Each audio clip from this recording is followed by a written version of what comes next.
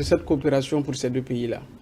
Oui, c'est très important. Vous savez, je crois que sur le plan sécuritaire, le Burkina et la Côte d'Ivoire n'ont pas les mêmes problèmes.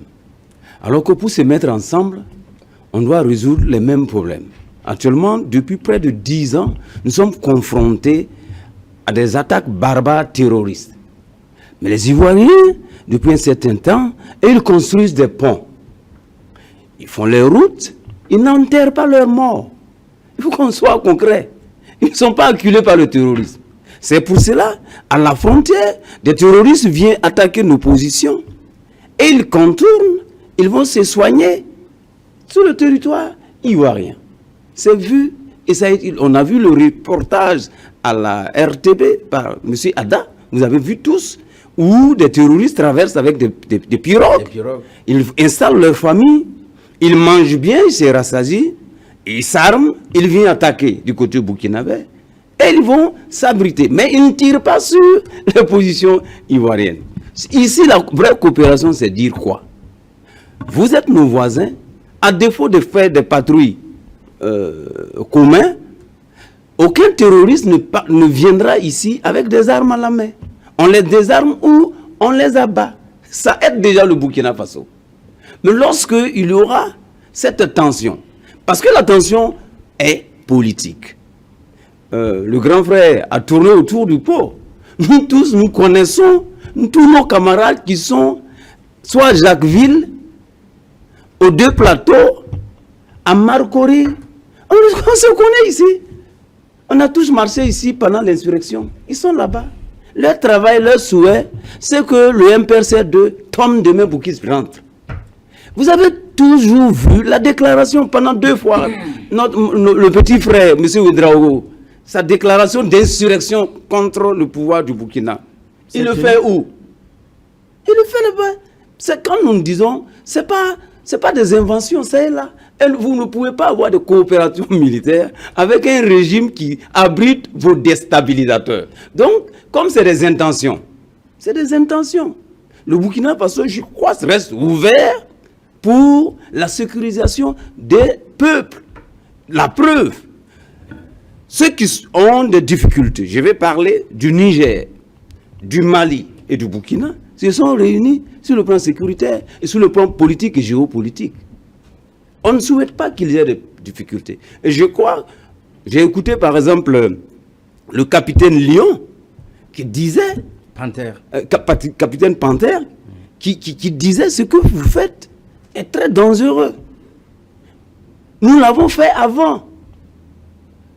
À Somgande ici, moi je voyais mes voisins rebelles du Mali, les gars de l'Azawad, c'est pas caché, ils habitaient ici.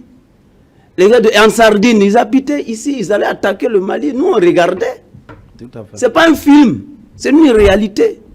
Donc, il est grand temps de dire nos peuples, les intérêts de nos peuples priment. Surtout, la Côte d'Ivoire ou d'autres pays voisins, c'est le peuple. Et tant qu'on met le peuple devant, les intérêts du groupe, on le met de côté pour voir l'intérêt général. L'intérêt général, c'est la sécurisation de nos peuples. Il ne peut pas avoir des pactes qui durent avec des terroristes. Or, ce qu'on voit, c'est des pactes de non-agression. D'accord. Ces pactes de non-agression ne peuvent pas traverser le temps. Donc, il est grand temps que ce souhait-là soit concrétisé. Et je crois que, je ne suis pas un expert, mais je n'ai pas entendu une lettre adressée au ministre de la Défense burkinabé. C'est sur RFI que cette déclaration a été faite. Donc pour moi, je prends comme une communication politique. Mais la réalité, c'est pas dans les médias. La réalité est plus sérieuse que les déclarations dans des médias.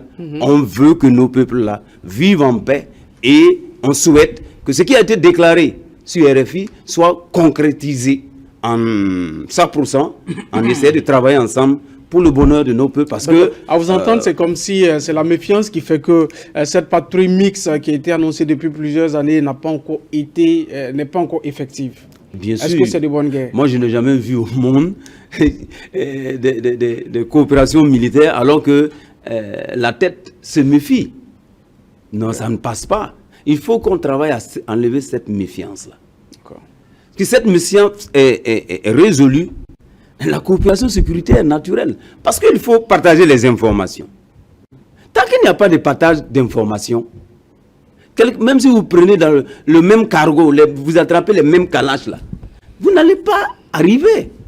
Le partage d'informations, l'envie de faire, qu'à un moment donné, qu'on sache que quand quelqu'un tombe au Burkina Faso, que les gens sachent que c'est un humain. Qu'on ne tourne pas le dos. Pendant 10 ans, nous tombons. Hein. Comment vous pouvez comprendre? Parce que la Côte d'Ivoire et nous, ce n'est pas une question de frères, c'est le même peuple. Que des terroristes soient pourchassés et souvent même blessés, ils prennent les blessés pour aller se soigner là-bas.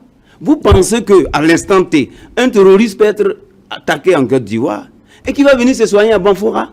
D'accord. C'est pas possible.